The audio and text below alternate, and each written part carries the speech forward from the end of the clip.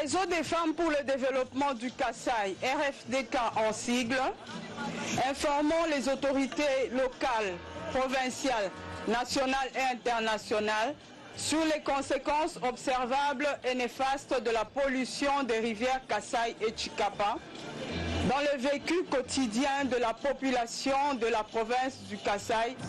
Nous constatons ce qui suit. Les infections de divers ordres entamant la vie sexuelle de certaines femmes qui se lavent le long de ces rivières. L'infiltration de l'eau des rivières dans les puits d'eau artisanaux et mal entretenus qui parsèment les villages et les avenues. Le réseau recommande au président de la République démocratique du Congo, son Excellence Monsieur Félix Tshisekedi Tshilombo, au ministre de l'Environnement, aux ambassades et responsables des agences du système des Nations Unies, aux gouverneurs de province, aux élus nationaux et provinciaux du Kasaï, partant du principe pollueur-payeur. 1. Que la société angolaise puisse reprendre devant les instances internationales dans le sens de réhabiliter les populations affectées. 2. Que la dépollution des rivières Kasaï et Chikapa soit faite d'urgence. 3. Que nous ayons des réponses en urgence au bénéfice de la population. Nations Unies pour les réfugiés, bureau de Chikapa, qui est descendu sur place pour une évaluation rapide de besoins urgents de populations victimes de cette catastrophe, a décidé d'apporter cette aide humanitaire d'urgence composée des ustensiles de cuisine, bâches, nattes, seaux, couvertures et de masques, comme l'explique ici M. Barry Oumar, chef de bureau à CR Chikapa. Nous avons déployé une équipe pour distribuer des matériels, des non-vivres au profit de ces sinistrés les plus vulnérables. Motif de joie pour la population bénéficiaire qui a manifesté sa gratitude à l'endroit de ACR. ACR, je dois encore vous remercier beaucoup des choses que vous me donnez, mais j'ai des sentiments que je ne dois plus vous dire. Très préoccupé à la recherche des solutions durables au profit des rapatriés d'Angola victimes d'atrocités du phénomène, comme un Sapou vivant à Chikapa, HCR va déployer un bon nombre d'activités au village Kapingankoudi et Chamosanda dans le cadre du projet relocalisation des personnes sous son mandat. Il y a plein d'activités qui sont prévues pour accompagner ce processus.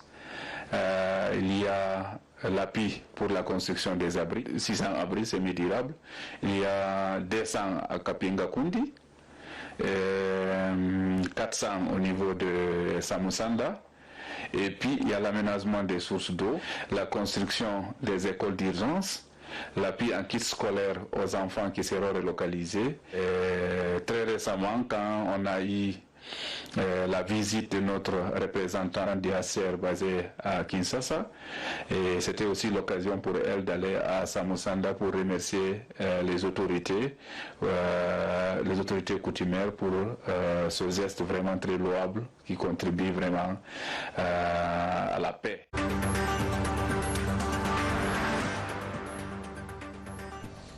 Mesdames et messieurs de la presse, bonsoir. Il y a 48 heures, nous étions ici. Je vous avais dit que nous reviendrons avec la vice-première ministre, ministre de l'Environnement et Développement durable pour aborder un sujet d'actualité qui a soulevé beaucoup de questions depuis plusieurs jours relatifs à la pollution que nous connaissons à la rivière Chikapa. Elle était sur place et dès les premières heures, elle a suivi la situation et il y a 2 jours, d'autres collègues du gouvernement conduits par le ministre d'État, ministre de la Pêche, du développement rural, sont sur place avec l'appui humanitaire du gouvernement pour apporter l'appui aux populations qui ont été touchées. Et donc aujourd'hui, comme de pratique, on va aborder ces sujets, mais c'est un privilège d'avoir la vice-première ministre ce jour. Nous parlerons aussi évidemment de questions liées au secteur de l'environnement. Vous savez qu'en novembre prochain, il y a la grande conférence sur le climat COP26. La République démocratique du Congo entend jouer un rôle de premier plan. Je vous disais la dernière fois que nous sommes la solution dans la protection de l'environnement et du climat. Nous sommes la solution pour les énergies renouvelables. Et dans la conférence du climat, nous entendons faire entendre notre voix. Mais ce ne sera pas seulement ça la question. Il y a d'autres réformes qui ont été entreprises dans les secteurs de l'environnement. Nous aurons l'occasion de l'aborder. Je voudrais donc vous proposer de suivre un cheminement en deux temps. On va commencer d'abord par la partie actualité qui concerne Chikapa, pour laquelle on pourra enregistrer 2-3 questions. Ensuite, nous reviendrons pour que la vice-première ministre puisse cette fois-là aborder des questions spécifiques liées à la COP26 et aux réformes qu'elle a mises en place dans son secteur. Je le fais pour que nous puissions faire une économie de temps et pour que nous puissions être sûrs que l'objectif est atteint, parce que ce n'est pas toujours évident de l'avoir avec tous des voyages qui sont sous sa responsabilité dans le cadre de ses fonctions. Madame la vice-première ministre, je vous souhaite la bienvenue sur ces cadres où nous rendons compte des actions que nous faisons dans le cadre de notre travail au niveau du gouvernement. Vous avez été très demandé ici pour ce qui concerne spécifiquement la question liée à la pollution. On vous a vu sur terrain, mais ce n'est pas seulement ça la question, mais d'autres questions suivront suivant les schémas que nous avons convenus. Je voudrais donc vous passer la parole pour vos mots introductifs et résumés de la situation aujourd'hui, consécutivement à la situation que connaissent nos compatriotes de cette partie du pays. Et par la suite, nous reviendrons pour aborder d'autres sujets qui sont sous vos responsabilités. Vous avez la parole. Merci beaucoup, Monsieur le ministre. Mesdames et Messieurs de la presse, je vous salue. Je suis pratiquement ravi ce soir pour avoir le tout premier contact en tant que responsable dans le secteur de l'environnement et du développement durable. Je pense que c'est peut-être une première directement, ça ne sera pas une dernière fois. Je serai toujours à votre disposition, car grâce à vous, la population congolaise va s'imprégner donc de ces secteurs-là, de l'environnement et du développement durable. Alors, en deux temps, comme l'a dit Monsieur le ministre, je vais commencer par un petit résumé sur la situation non seulement dans les Kasaï, mais aussi Kwilu et Maïndombe, mais ça a commencé par les Kasaï. En ce qui concerne la pollution, la contamination des eaux de la rivière Chikapa et le Kasaï, les deux affluents qui se jettent sur le fleuve Congo. Et enfin, je vais faire un petit résumé sur les responsabilités que nous avons en matière d'environnement. C'est vrai que l'environnement c'est vaste et c'est grand, mais je vais épingler quelques points de sorte que je vous donne la possibilité de poser des questions qui vont me pousser à éclaircir encore plus. Alors, parlant de l'actualité, le gouvernement central a été saisi déjà dans la soirée, les après-midi du 31 juillet, il y a pratiquement un mois et demi, qu'il y avait un phénomène bizarre dans la rivière Chikapa, et ça virait au rouge et un peu jaunâtre, et depuis le 26 juillet, on pensait que c'était une activité en amont d'extraction des diamants, des activités d'artisanat.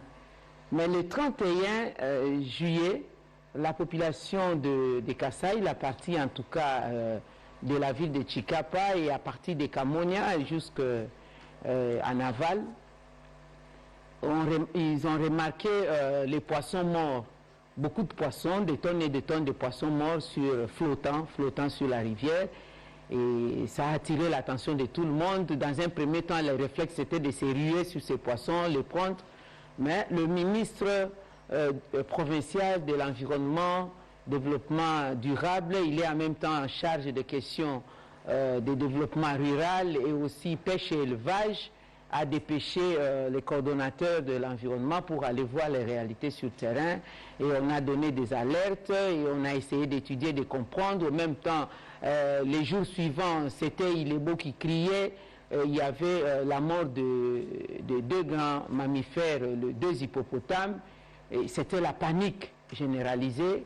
Et le 3 août, le gouvernement provincial, par le biais du ministre de l'Environnement, le ministre provincial, a organisé un point de presse à la demande aussi du gouvernement central, par mesure préventive d'interdire à la population de pouvoir prélever cette eau, l'utiliser comme on le fait quotidiennement, de se réserver et de ne pas manger ces poissons morts, car ça s'avère être dangereux, et quelques échantillons ont été préparés, amenés à Kinshasa pour les laboratoires. Et une semaine après, on a eu le premier résultat. Le premier résultat, c'était la composition de quelques métaux. Les métaux dans l'eau, nickel, fer. On a même vu des hydrocarbures dedans et tout. Mais il est connu par les chimistes, les scientifiques à la matière, les experts en matière, que la combinaison de ces deux métaux avec une teneur très élevée, F3, F4, dans l'eau, et avec un pH élevé à plus de 7, c'est pratiquement l'acide. On vire à l'acidité et ça aspire l'oxygène dans l'eau, et il n'y a plus de vie dans l'eau, parce que ce soit les êtres aquatiques ou nous vivons tous de l'oxygène. En dehors de ça, on voudrait aussi savoir, parce qu'après, ceux qui ont consommé de ces poissons ont commencé à présenter des cas de diarrhée, comme maintenant, nous avons sous la main, en tout cas, plus de 4000 personnes qui ont des cas de diarrhée déclarés, et nous avons commencé à enregistrer des cas de décès. Ce sont les statistiques nous données par la division provinciale de la santé, des éruptions cutanées et aussi des cas de maladies génitales. Bref, lorsque nous avions eu vent de tout ça, les rapports qui nous sont parvenus par les correspondances des élus nationaux, provinciaux de ces contrées-là, le gouvernement central en a parlé au Conseil des ministres, tout le monde a suivi, et nous avons commencé les investigations pour savoir quelle en était l'origine, la cause, ça venait d'où, la localisation. Et nous avons pu localiser que c'était à Lunda Sud, une usine qui est spécialisée en l'exploitation et extraction du diamant, Katoka. C'est la plus grande usine, entreprise d'exploitation des diamants en Angola. Alors, nous avons voulu envoyer les experts sur les lieux pour voir quelles seraient les matières qui étaient déversées dans l'eau, parce que c'est pratiquement de l'acide et tout. Mais c'est un pays étranger. Donc il y a une procédure, il y a une démarche à suivre. Alors là, le volet a été pris en charge par le vice-premier ministre, ministre des Affaires étrangères, ainsi que le ministre en charge de l'intégration régionale. Et l'opportunité a été saisie lorsque le chef de l'État était à la réunion de la SADC à Lilongwe. Il a instruit ces deux membres du gouvernement pour prendre langue avec leurs homologues angolais, et ensemble ils se sont convenus d'une mission conjointe en Angola.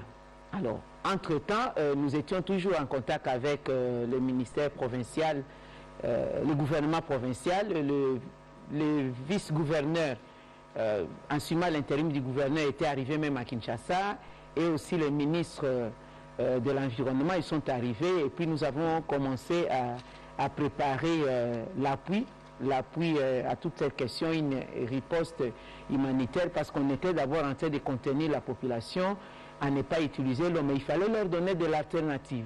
Nous avons vu avec la régie des eaux, mais la régie des eaux à Chikapa ne dessert pas tout le monde en eau potable, et voilà pourquoi le gouvernement entre-temps a pris les mesures d'une mission que j'ai conduite. On l'a fait de manière séquentielle. Je suis allé au nom du gouvernement apporter le message de solidarité du chef de l'État, du Premier ministre, du gouvernement central dans son ensemble aux populations touchées, et aussi une mission scientifique accompagnée d'une mission humanitaire, parce que j'étais en même temps accompagné des experts qui jusqu'à présent sont là-bas. Ils ont déjà investigué le prélèvement des eaux, du sol, des sédiments et les questionnements pour avoir tout le reste, travailler en collaboration avec les scientifiques de la régie des eaux, les experts de la régie des eaux, ainsi que le médecin chef de zone, parce que des 18 zones de santé, 13 sont touchées Voilà, la situation se présente de cette façon-là. Et du côté diplomatique, ça se poursuit. Vous avez entendu, vous avez vu à la CEAC, il y a eu des déclarations de soutien. Et au niveau des COMIFAC, nous partageons les eaux du bassin du Congo ensemble. Il y a eu aussi des déclarations de soutien.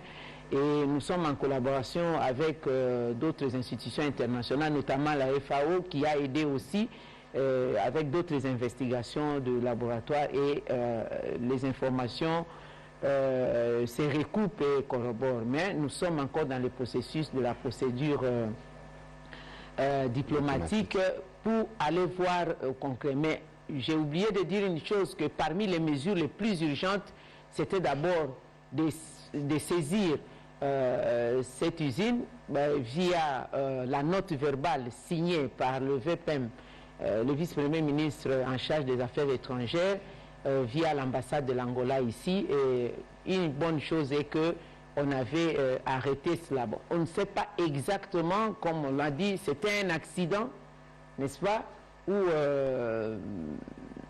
c'était fait de manière connue. On aurait appris nettoyage des machines, on a utilisé quel genre d'acide, on ne sait pas trop. Mais après, il y a eu un communiqué que nous avons vu dernièrement par les billets de médias, que c'était un accident de déversement des eaux, de recueillement, de nettoyage justement de ces matériels des usines, et ça s'est déversé vers la rivière. Voilà la situation, comment elle se présente. Et en dernière nouvelle, il y a cette usine qui a reconnu, n'est-ce pas, que ça venait de ces acides, et le gouvernement angolais l'a reconnu. Pour nous, nous pensons que c'est un grand pas pour aller vers la réparation, parce qu'à ce stade, c'est la destruction totale des écosystèmes, notamment la vie aquatique, la biodiversité aquatique. C'est ça le grand problème, parce que la restauration de la biodiversité aquatique est un grand problème. Nous avons aussi, les poissons sont morts, donc les alevins aussi. Et si vous avez des mammifères de la taille des hippopotames, c'est qu'il y a aussi des reptiles qu'on n'a pas pu peut-être voir, parce que tout le monde avait peur d'accéder à ces eaux. Bon, évidemment, en arrivant là-bas, les eaux ont commencé à s'éclaircir, mais ce n'est pas évident. Ce n'est pas parce que les eaux se sont éclaircies que tout est fini. Nous avons encore des réserves. Les experts qui sont restés sur terrain, d'ici là, demain, après-demain, ils vont nous donner des informations nécessaires pour savoir si nous pouvons demander à la population d'y accéder. Mais le tissu socio-économique à Chikapa et dans des coins touchés, vraiment a reçu un coup, parce que les activités principales, il y en a deux. Outre l'activité artisanale d'exploitation du diamant, mais il y a la pêche. Donc toute cette chaîne de la pêche, des pêcheurs aux vendeurs, aux revendeurs, aux consommateurs, c'est la situation économique et sociale qui est frappée. Si nous parlons des mammifères au niveau des Ilebo, c'est l'écotourisme qui est aussi frappé. L'accès à l'eau, c'est un grand problème. Là, le gouvernement a tenu compte de ça. Nous avons prévu le programme où nos collègues de développement rural, le ministre d'État et le ministre de la Pêche et l'Élevage, ainsi que le ministre des Affaires sociales et humanitaires, le ministère de la Santé aussi, nous avons envoyé un lot de médicaments composé de 40 tonnes de médicaments anti-diarrhée, lutte contre les maladies hydriques, et aussi le paludisme, évidemment, comme c'est toujours permanent, et on a tenu compte des éruptions cutanées, etc.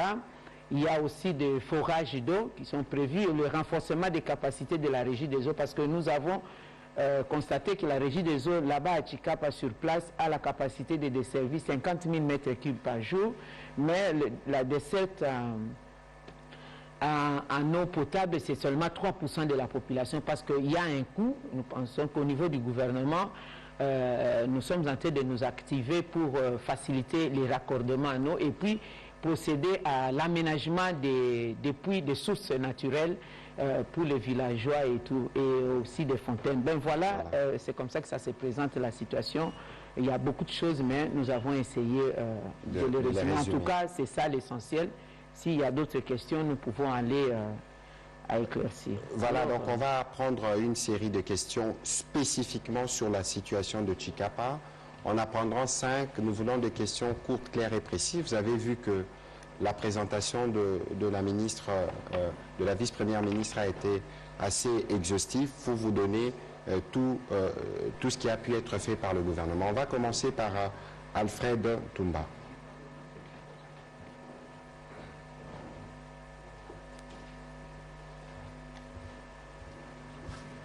Merci beaucoup, madame. Je suis Alfred Ntumba d'Environews Télévision. De Environews Télévision. Madame, je voudrais ici relever le fait que malgré les alertes qui ont été lancées, on a vu quand même que vous avez brillé par un silence avant d'être bousculé par les députés pour partir sur Tchikapa et se rendre compte de ce qui s'est passé. Je voudrais savoir pourquoi cette indifférence a pu exister pendant plus ou moins 2 semaines sans pour autant voir votre réaction. Et aussi, je voudrais savoir quels sont les moyens légaux que vous avez aujourd'hui à votre disposition pour faire fléchir cette entreprise angolaise qui a pollué nos eaux. Et aussi, en dernier lieu, je voudrais savoir, en termes de chiffres aussi, quelles sont les statistiques que vous disposez aujourd'hui pour essayer un peu de prendre ça comme des moyens légaux et faire la pression sur cette entreprise. Merci. Allez-y. Question-réponse? Oui, c'est question. Ah, ok, ça va, merci beaucoup. Bon, par rapport au silence, je ne sais pas, je tiens quand même à dire que le gouvernement provincial est le prolongement de l'action du gouvernement central. Donc, si la situation a été connue de la population à partir du 26, le 31, il y a eu les cas, comme je vous ai dit, des poissons qui sont retrouvés morts sur la surface des eaux. Mais le 3 août, il y a eu une conférence de presse pour prendre des mesures du genre préserver la population, etc. Donc, si le gouvernement provincial s'exprime, c'est la République démocratique du Congo qui s'est exprimée. Alors maintenant, lorsqu'il a fallu notre présence, nous y sommes allés. Donc, il n'y a pas eu de silence, il y a eu des continuités. En plus, le gouvernement ne peut pas briller par des déclarations. Le gouvernement, c'est l'action des terrains. Lorsqu'on nous informe, nous avons commencé directement les actions diplomatiques. Chacun joue son rôle. Moi, j'ai préparé les experts avec le ministre de Pêche et Élevage, le ministre, le VPM aux Affaires étrangères et intégration régionale ont pris langue avec l'Angola et les ministres provinciaux se sont occupés travailler avec les médecins sur place pour la prise en charge. C'est un peu ce que nous sommes en train de faire. On ne parle, on déclare quand on voit qu'il y a des éléments complets. On ne pouvait pas dire peut-être, nous avons voulu avoir certains éléments et on a utilisé aussi la télédétection, les images satellitaires avant même que nous puissions arriver en Angola. Alors, en ce qui concerne les chiffres d'abord, je parle des chiffres, je vous ai dit, sur 5 territoires de Kasaï par exemple, là où le problème s'est posé avec beaucoup d'acuité, c'est 4 territoires qui sont touchés. Nous avons environ 13 zones de santé sur 18 et nous avons 69 aires de santé et puis nous avons sur environ 968 973 habitants, population affectée directement ou indirectement, et puis il y a 161 490 ménages concernés. Et puis nous avons 4502 cas de diarrhée déclarés. À ce stade, 12 cas de décès dans la zone de santé Bangalubaka, territoire d'Ilebo. Voilà les chiffres que nous pouvons donner. Alors, vous avez parlé de moyens légaux. En ce qui concerne les moyens légaux, je tiens à souligner qu'entre nous et l'Angola, par exemple, nous avons des conventions que nous avons signées, bien que nous n'avons pas ratifiées. Nous avons la convention, l'additif sur le bassin du Congo, la convention de SICOS sur la gestion intégrée des ressources en eau, et il y a aussi la politique de la CEAC sur les ressources en eau, et nous avons aussi la politique des États membres de la SADC sur les ressources en eau. Quoique nous ne l'avons pas ratifié, les 2 pays, mais au moins nous avons apposé nos signatures. Et puis évidemment, il y a la logique, il y a tout ce qu'il y a comme principes internationaux reconnu. Lorsque vous avez une source d'eau, vous êtes en amont d'une source d'eau, d'un cours d'eau, et vous savez qu'en aval, il y a des utilisateurs, vous devez adopter des comportements responsables. Voilà, ce sont là des moyens que nous pouvons utiliser à ce stade. Je pense que ce sont des moyens fondés. Prochaine question, Pichou Moulumba.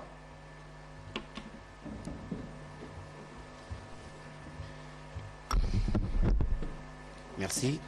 Madame, depuis l'alerte faite le 12 août, ça fait près de 3 semaines après que cette alerte soit faite, vous n'avez toujours pas eu une commission mixte pour évaluer la situation avec la partie angolaise. Est-ce que les choses ne tirent pas trop en longueur au regard de la situation dramatique? La deuxième préoccupation, c'est que vous avez été sur terrain. Vous évoquez d'ailleurs des conséquences dramatiques, notamment des cas, autant des cas de diarrhée avec des décès. Quel est le coût direct de cette pollution en termes de dépenses que le gouvernement doit engager? Merci. Alors, l'alerte, je n'ai pas dit l'alerte du 12. L'alerte a été donnée le 31 juillet. Bon, évidemment, le 26 juillet, déjà, on le savait, mais le 31 juillet, c'était alors qu'on était informé. Le 3 août, il y a eu conférence de presse organisée par le ministre provincial concerné par la question. Bon, la commission conjointe, non, il ne s'agit pas de la commission, c'est la mission conjointe qui doit être envoyée là-bas. La partie angolaise, nous avions demandé d'attendre qu'ils envoient d'abord leurs experts sur le lieu et que nous, en échange, nous allons leur envoyer les thèmes de référence de la mission.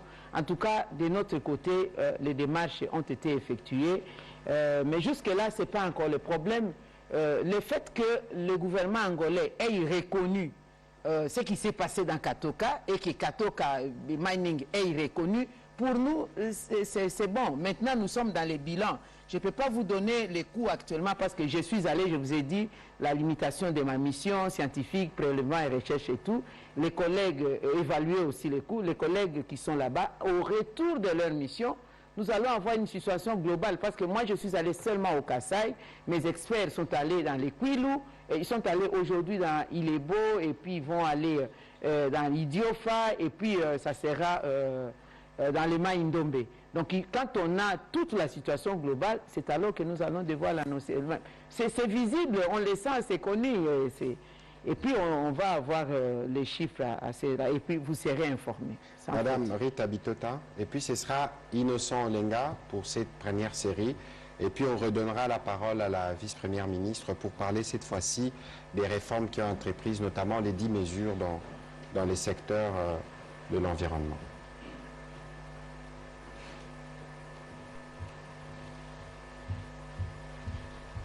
Merci, Monsieur le ministre, pour la parole. Madame, je voudrais savoir quel est l'essor de la population.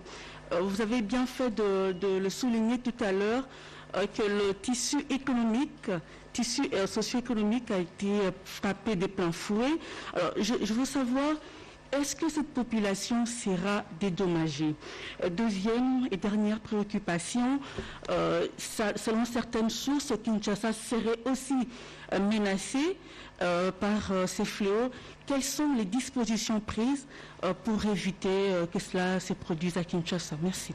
Merci beaucoup, madame. L'essor de la population, je l'ai dit, je ne vais pas y revenir. Il y a des populations touchées directement et nous tous, là, nous sommes touchés indirectement parce que ça nous concerne, nous tous. Alors, dédommagement, non, il s'agit de la réparation. Il y a toute une procédure de réparation par rapport au principe pollueur-payeur. Ça, c'est rien à faire. Nous allons suivre cette procédure-là. La difficulté a toujours été la non-reconnaissance des faits. Comme les faits sont reconnus, et c'est déjà un grand pas vers la réparation, parce que les faits sont là, les cas sont là sous la main. Alors, Kinshasa menacé, oui, c'est vrai, Kinshasa est menacé, devait être menacé si la situation continuait. Je vous ai dit que Chikapa joint Kasaï, les deux font l'affluent du fleuve Congo. Et nous partageons même les poules Malébo du fleuve Congo avec les Congo d'en face. Voilà pourquoi il y a aussi des inquiétudes au niveau du Congo-Brazzaville. Mais les précautions à prendre, on a pris ces précautions-là depuis le 3 août, de demander qu'il soit mis fin au déversement de ces substances-là nocives qui ont pollué, contaminé les eaux. Et ça, c'était déjà les précautions parce qu'il faut arrêter le mal au niveau de la source. Et après, nous comptons sur la capacité de l'eau qui est elle-même un grand détergent avec les débits du fleuve Congo pour essayer de diluer, de limiter un peu l'élan du dégât. C'est vrai que ça s'est fait à plus de 300 km déjà à Chikapa et on va jusqu'à Ilebo et voilà. Mais nous savons que ça se posera avec beaucoup moins de dégâts à ce niveau-là. Je ne suis pas vraiment satisfaite sur l'accompagnement de la population. C'est vrai, il y a des médicaments, vous avez dit, vous prenez en charge les malades, mais ceux qui sont pénalisés par cette situation-là sur le plan économique, est-ce qu'il y aura un appui? Je vous ai parlé de la réparation. La réparation englobe les tout. Quand vous parlez d'indemnisation, non. La procédure ici, on parle de la réparation par rapport au principe de pollueur-payeur. Mais ce que nous faisons déjà, c'est ce que nous accompagnons. Nous avons donné l'alternative à l'eau de la rivière Chikapa pour l'usage des ménages, etc. C'est le forage des eaux. Le forage dans les puits d'eau, les fontaines, le renforcement de la capacité de la régie des eaux. Et on fait de même de forage jusque dans les autres provinces concernées. À ce qui concerne l'humanitaire, par exemple, dans la gibecière du ministre des Affaires sociales, il a donné quelques kits qui vont aider la population. Le ministre de Pêche et Élevage a appuyé les activités de pisciculture, n'est-ce pas? Mais des grandes activités concernant par exemple la restauration de la biodiversité aquatique. Il faut des programmes solides de l'aquaculture, n'est-ce pas? Au niveau des eaux, restaurer, repeupler encore nos rivières, parce que c'est ça le grand problème. Et la responsabilité, nous avons la démarche, je vous ai dit, qui va être faite. C'est vrai que le gouvernement se prend déjà en charge en protégeant sa population, en attendant que les responsables soient poursuivis dans le sens de réparer. Dernière question sur ces sujets, Innocent Olenga, et puis nous entrerons dans la deuxième partie de notre communication de ce jour. Merci beaucoup pour la parole, Innocent Olenga, Scoop RDC.net. Madame, vous êtes beaucoup diplomatique. Vous parlez des pollutions, substances minérales. Mais simplement, nous disons que l'eau est empoisonnée. Et puisque vous parlez des réparations, vous avez déjà évalué les dégâts, perte de vies humaines, écosystèmes détruits et consorts. Les experts ont déjà travaillé là-dessus. Concrètement, en termes de réparations, combien allez-vous exiger? Combien le gouvernement congolais va-t-il exiger à l'Angola, via cette entreprise, de payer au Congo démocratique? Et dans votre exposé, je vous ai entendu parler des COMIFAC, la Commission des forêts d'Afrique centrale.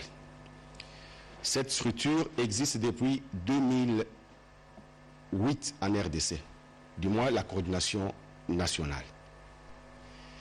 Et depuis 2008, ça fait bientôt 13 ans.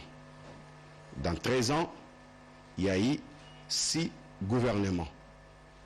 Matata, plutôt Muzito, Matata, Badibanga, Chibala, Matata 1, Matata 2, Matata 3, Muzito 1, Muzito 2, Muzito 3.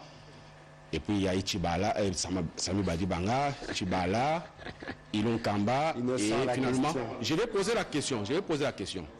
Et ensuite, non, excusez s'il vous plaît. Et ensuite, il y a eu aussi 7 ministres d'environnement. Donc vous êtes les derniers ou la dernière. La structure existe. Mais cette structure est méconnue de la population. Et pourtant, quand on parle des forêts de l'Afrique centrale, la RDC a 60%. C'est le deuxième volet. C'est le deuxième volet. Justement, j'en profite parce que j'ai les micros. Sur la question de la pollution. Je ne reviendrai pas, s'il vous plaît. Je ne reviendrai pas. Allez-y rapidement. Justement, rapidement. Mais il y a 100 milliards de dollars chaque année mis en disposition par les pays pollueurs. Mais la RDC, depuis 1999, nous détenons ça de cette structure comme IFAC, qui nous dit que la RDC n'a jamais présenté un projet bancable. Pourquoi, madame? Est-ce que c'est la léthargie au niveau du ministère? parce que la structure elle-même ne reconnaît pas ça. Nous étions dans un échange aujourd'hui. La structure responsabilise les ministères de l'environnement. 100 milliards de dollars chaque année, mais aucun gouvernement n'a jamais présenté les CND. Voilà. Pourquoi, madame? Merci. Innocent, souffrez que la deuxième partie de votre question soit répondue quand nous entamerons ces sujets. Donc, merci. La ministre va répondre sur le premier volet.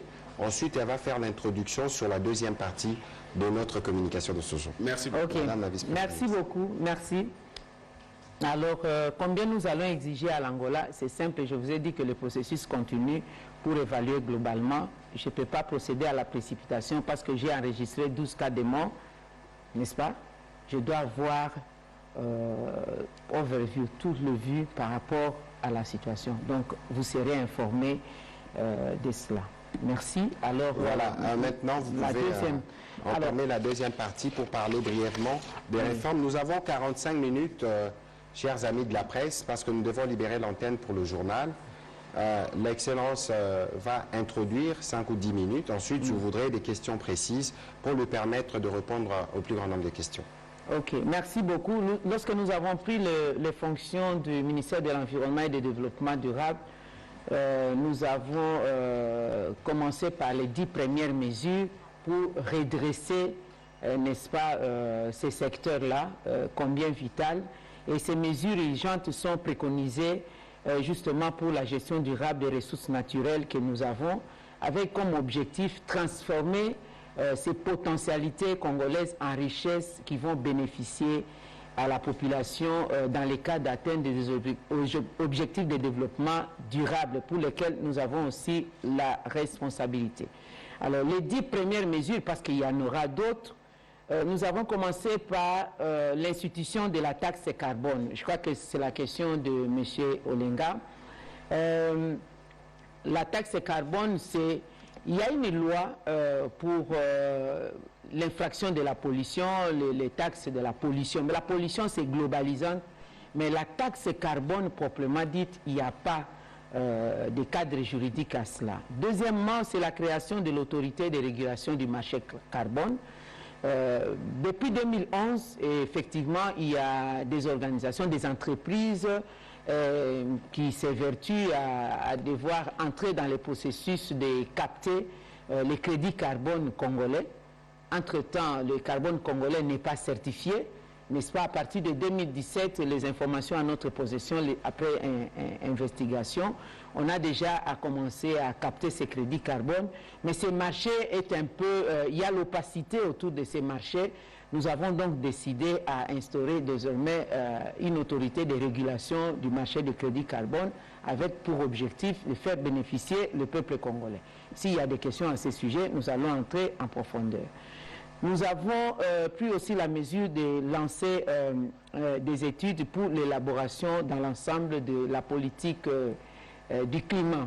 Nous parlons climat, réchauffement climatique, nous parlons de tous les dérèglements du climat, mais il n'y a pas une politique claire de la RDC connue par le monde pour dire voilà, voici ce que veut la RDC en cette matière. Donc nous devons avoir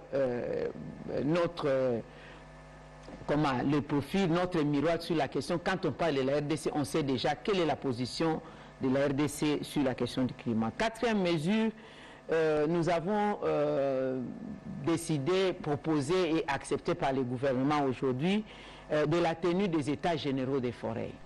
Pourquoi? Pour qu'enfin ces états généraux en découle la politique des forêts. Nous avons les codes forestiers, nous avons les codes miniers, nous avons la loi portant principes fondamentaux de protection de l'environnement, nous avons toutes les lois, l'arsenal juridique en matière d'environnement et des ressources naturelles, mais il n'y a pas une politique sur la forêt. On n'a pas fait l'état des lieux de nos forêts. C'est vrai, nous connaissons, tout le monde sait, M. Olenga venait de dire ici, c'est vrai, la RDC, nous sommes l'un des poumons du monde en matière de forêt. Le potentiel, le massif forestier, notre massif forestier est important. Il y a le bassin de l'Amazonie, le bassin de l'Indonésie, c'est vrai, mais le bassin du Congo compte. Dans l'ensemble, nous regorgeons de 68% des forêts du bassin du Congo. Et même si nous parlons des eaux, nous avons 10% de la réserve mondiale des eaux et 52% de la réserve au niveau d'Afrique. On ne peut pas parler des eaux sans forêt, on ne peut pas parler des forêts sans eau. Ça, c'est vraiment l'écosystème.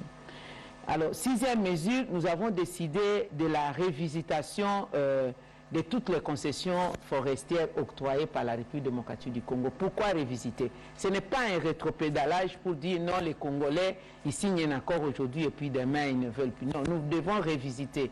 Pourquoi? Commençons par les concessions de conservation. Il y a d'autres partenaires qui ont pris des concessions de conservation à qui on leur a donné pour conserver la biodiversité. Mais après, ils ont commencé à procéder à des activités en dehors du contrat. Notamment l'exploitation minière. Je peux donner l'exemple de la réserve des fonds d'Okapi, n'est-ce pas?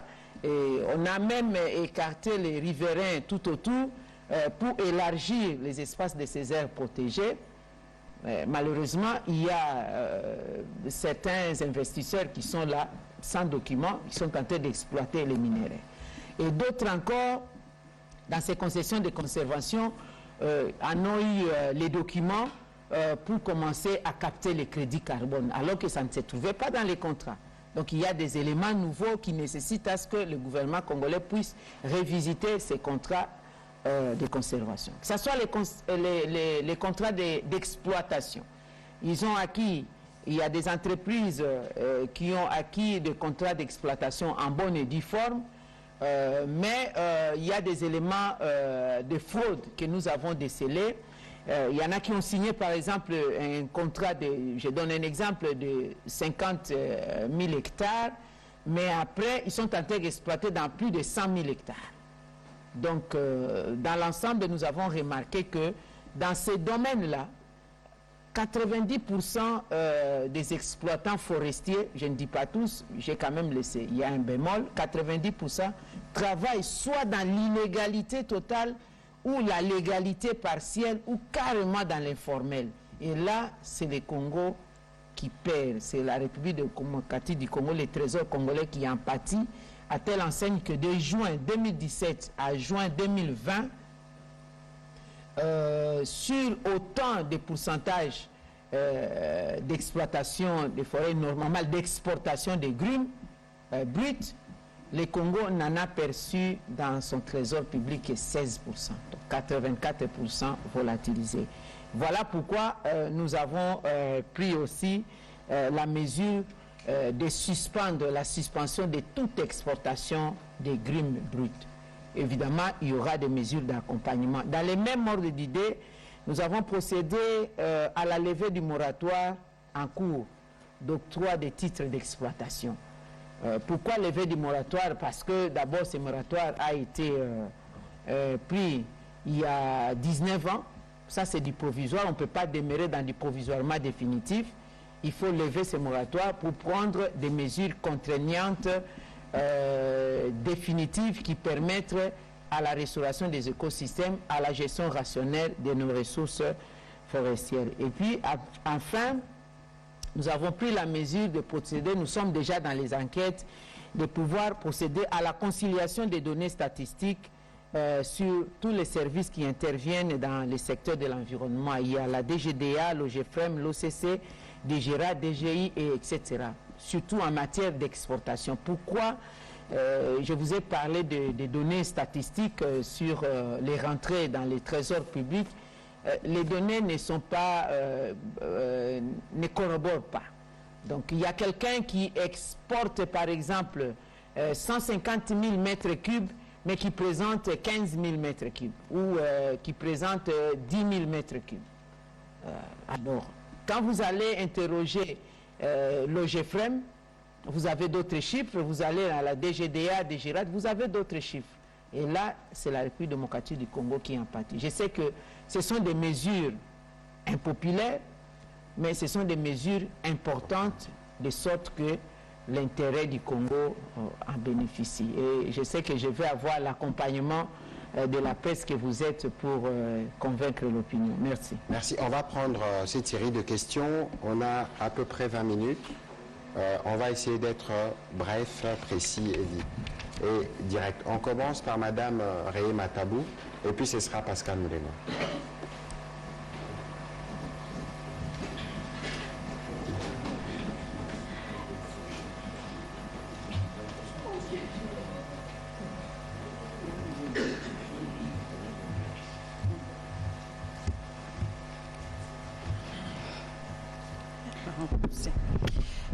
Bonjour Madame la Ministre, bonjour Excellence, Monsieur le Ministre. Vous avez tout à l'heure parlé des différentes mesures. Vous avez notamment parlé de la levée du moratoire de 2002 sur l'octroi des titres forestiers.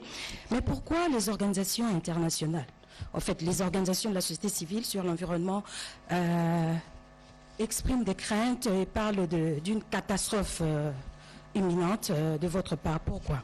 Et puis une autre question, il y a la COP26 qui aura lieu dans quelques mois. Quel sera le cahier de charge de la RDC, le cahier que vous allez présenter là-bas? Est-ce que vous allez procéder par une négociation agressive pour que finalement la RDC puisse bénéficier quand même de ces crédits carbone, ou bien nous allons nous attendre toujours à des mêmes négociations comme ce fut le cas précédemment? Et nous avons suivi aussi un documentaire qui parle des ressources naturelles de la République démocratique du Congo, mais moi j'aimerais beaucoup plus parler des ressources forestières de la RDC. Combien d'entreprises exploitent les forêts en République démocratique du Congo aujourd'hui?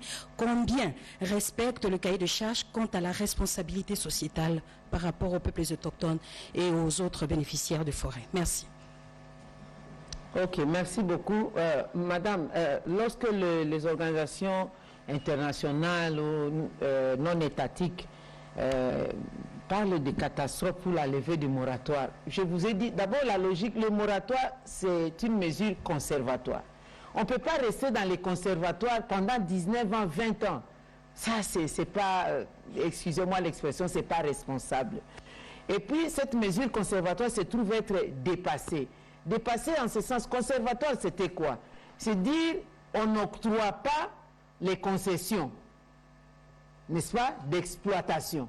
Mais malgré qu'on a dit, on n'octroie pas de concessions d'exploitation jusqu'à nouvel ordre. Vous voyez des grumes qui passent, hein, des mètres cubes et des mètres cubes. Et d'autres activités qui sont en train de se faire dans ces concessions. Nous pensons qu'il faut plutôt lever les mesures, la mesure conservatoire, prendre des mesures définitives contraignantes.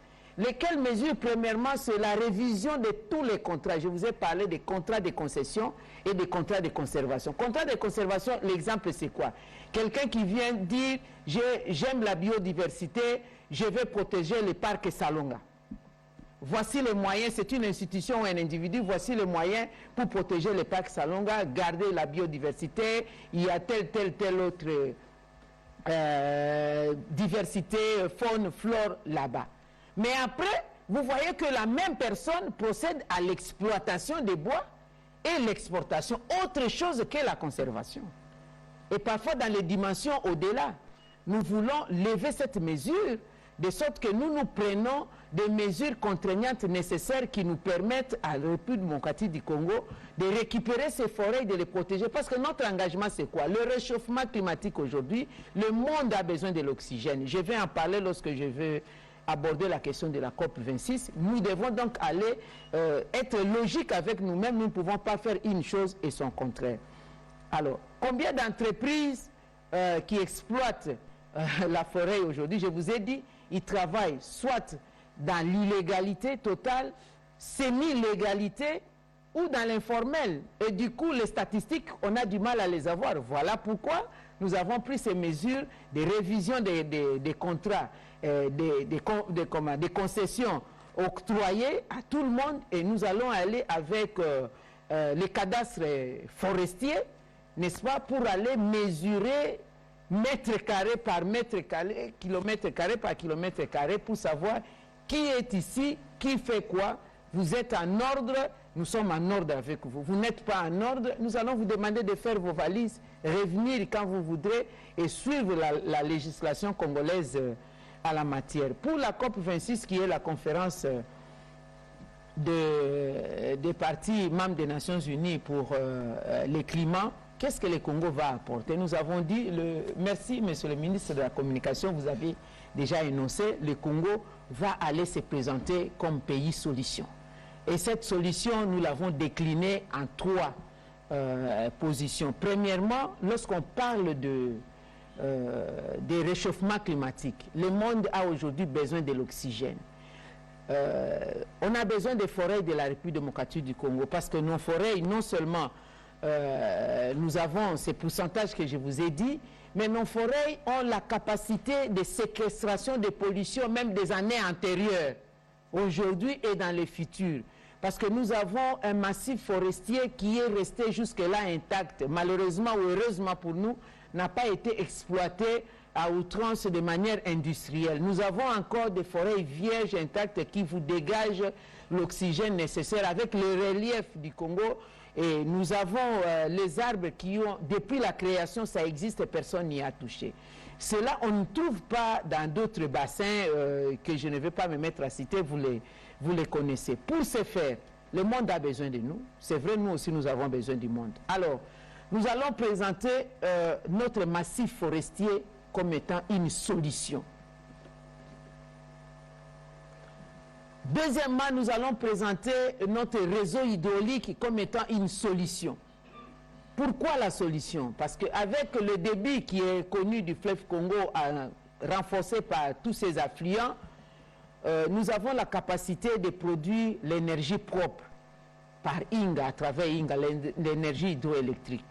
À ce stade, le tout mélangé, énergie Inga ou énergie alternative, verte, etc., c'est 14% des Congolais qui ont accès à l'électricité. Mais si nous pouvons renforcer la capacité de Inga avec les programmes d'adaptation, les programmes d'atténuation, eh bien, le Congo peut arriver à desservir 70% ou 80% des Congolais rien que par Inga et aussi les autres pays voisins. Du coup, lorsque nous allons accéder à cette énergie, nous allons mettre moins de pression sur les forêts, surtout en ce qui concerne les bois de chauffe.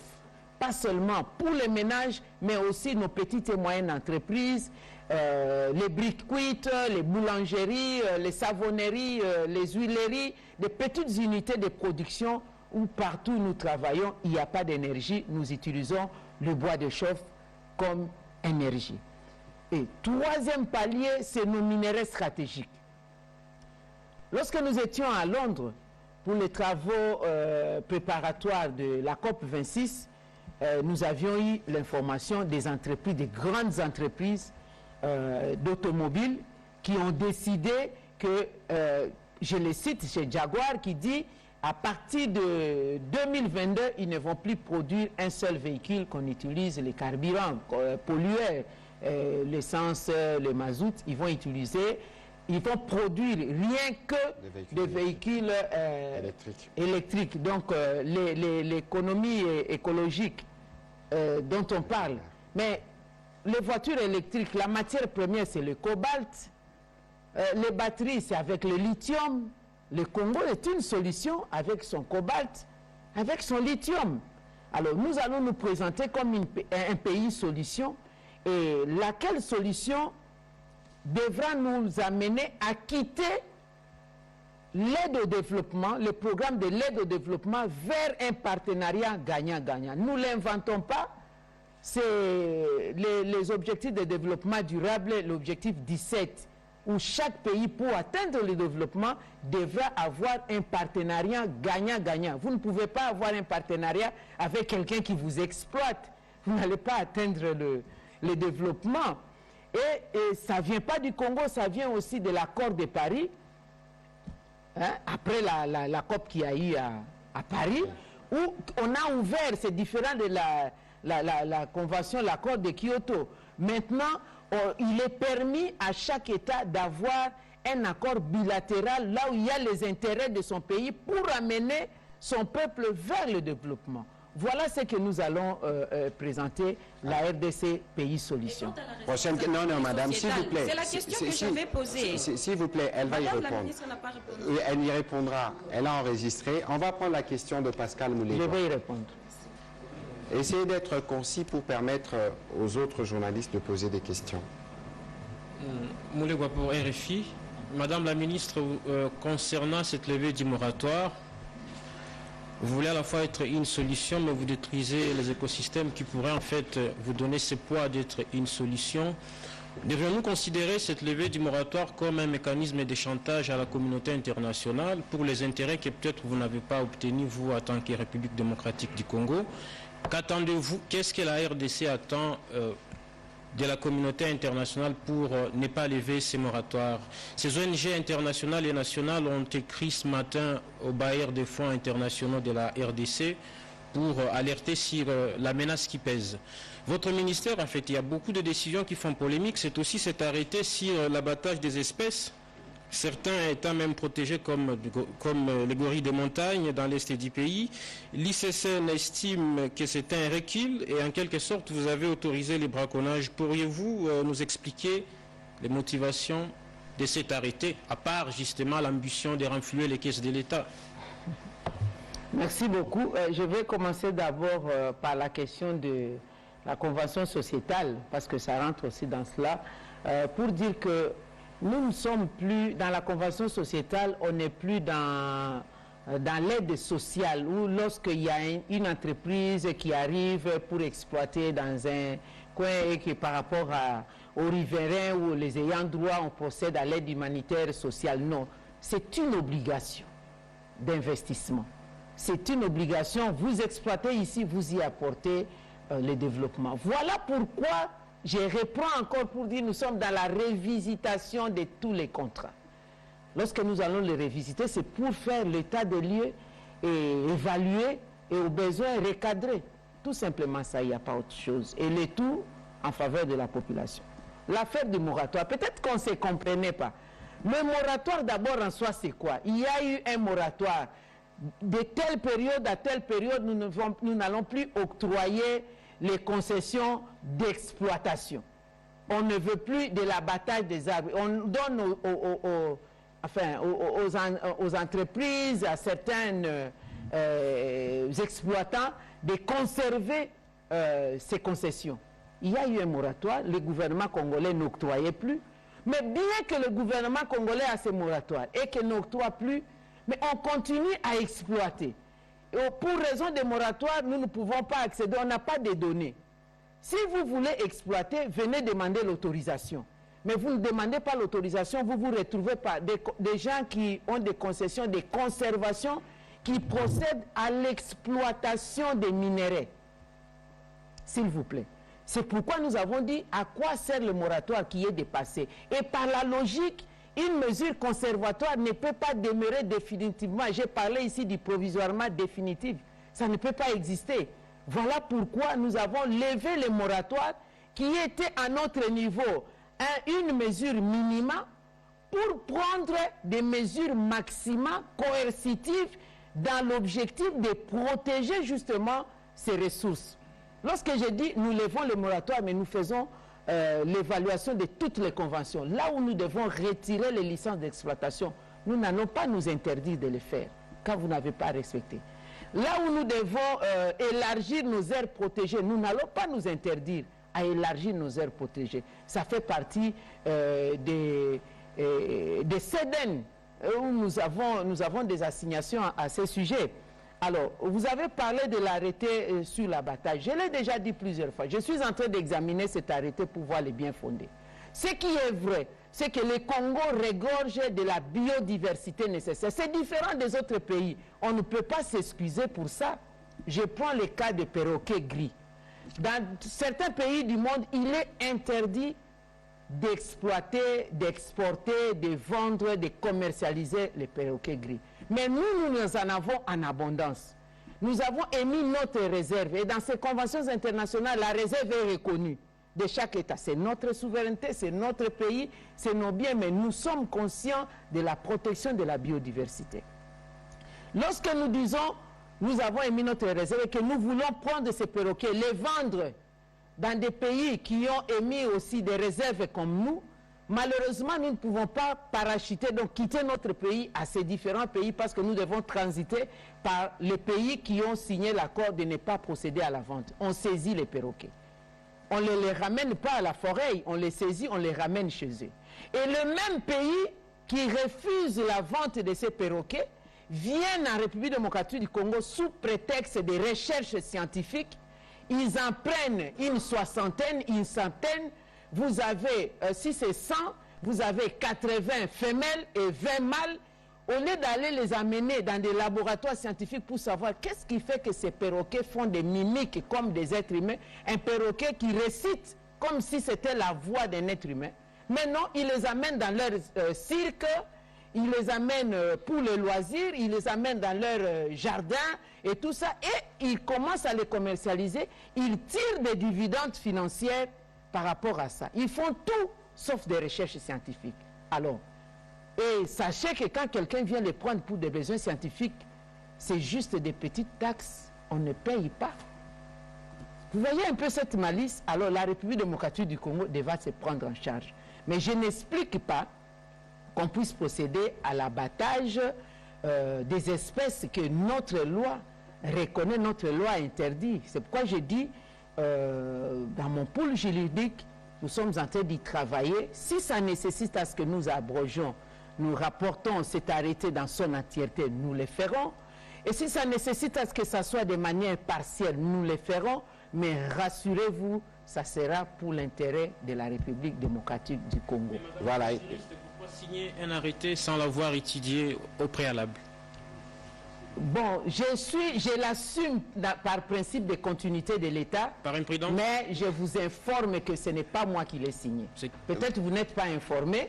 Moi, comme individu, non. Moi, comme ministre de l'Environnement, oui. Oui, vous. Voilà, vous avez compris. Pascal, il nous reste 15 minutes. On va prendre... on va consacrer 10 minutes pour quelques questions. Disons 7 minutes. Et on va accorder 7 minutes à la vice-première ministre pour y répondre. Et nous allons conclure. On commence par Laurette Mandala. Faustin Koudiessala, vous avez une question? Venez après, Madame Laurette, Madame la VPM, on va prendre la série de 2 ou 3, comme ça. Ouais. Il y a une autre question. Israël Moutala, et puis Alfred spécialement, comme vous êtes journaliste et spécialiste sur les questions environnement. Ce sera le 4 et on va terminer par là. Alors Madame, je ne reviendrai plus sur la levée du moratoire. Vous avez suffisamment parlé là-dessus. Mais je n'ai pas entendu quelque chose et ça m'a beaucoup préoccupé parce que j'ai vu dans les conseils de ministres, vous êtes revenus sur ça plusieurs fois. Alors dès son arrivée au pouvoir, le président de la République avait parlé d'un programme, c'était un programme d'1 milliard d'arbres à l'horizon 2023 pour réduire la déforestation. Alors j'aimerais savoir où en sommes-nous avec ce projet. Combien d'arbres ont déjà été plantés? Et une autre petite question, Madame, nous avons vu en Europe une augmentation des pluies diluviennes et de la fréquence de l'intensité des tempêtes. Tantôt, vous avez parlé du réchauffement climatique. Et le réchauffement climatique n'épargne pas la République démocratique du Congo. Nous approchons de la saison des pluies. Y a-t-il une étude qui a été déjà faite pour nous prévenir, pour nous dire comment nous comporter pendant cette période de pluie, parce que nous savons que ces pluies diluviennes ont un impact environnemental et économique. Merci. Voilà, Faustin.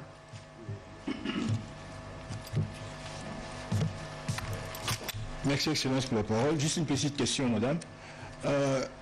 Madame, il y a un problème au niveau du parc de Virunga.